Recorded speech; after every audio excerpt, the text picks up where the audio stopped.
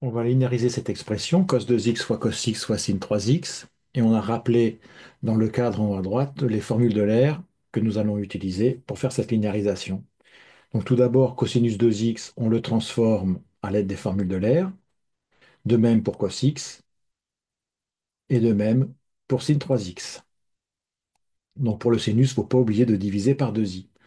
Alors tout d'abord, ce qu'on va faire, on va multiplier les dénominateurs entre eux. 2 fois 2 fois 2i, ça nous donnera 8i. Donc on va mettre 1 sur 8i en facteur. On va recopier donc nos trois facteurs et on va développer le premier facteur. Donc EI de x va être multiplié par EIx. EI de x va être multiplié par E moins x. De même pour E moins I 2x qui va être multiplié par EIx et E moins I 2x qui va être multiplié par E moins x. On recopie le dernier facteur.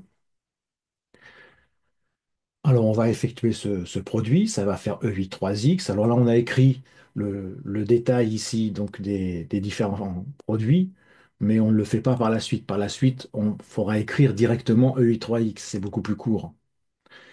Plus après, ici, ça va nous donner EIx. Ici, ça va nous donner E moins IX. Et enfin, le dernier, E puissance moins I3x. On recopie le dernier facteur, et enfin, on va le développer avec ce dernier facteur. Donc, ça va nous donner EIx fois EI3x, pardon, fois EI3x, ça va nous donner EI6x. Après, EIx fois EI3x, ça nous donne EI4x. EIx, E moins IX avec EI3x, ça va nous donner EI2x. Et enfin, E moins I3x fois EI3x, enfin E puissance 0, qui fait 1. Après, on développe EI3x avec moins E puissance moins I3x, donc ça va nous donner moins 1, moins E puissance 0. Puis on continue, moins E moins I2x, moins E moins I4x, et enfin, moins E moins I6x. À ce moment-là, une fois qu'on a tout développé, il faut regrouper les exponentielles amies, donc pour utiliser les formules de l'aire, mais à l'envers cette fois-ci. Donc EI6x, on va le regrouper avec moins E moins I6x,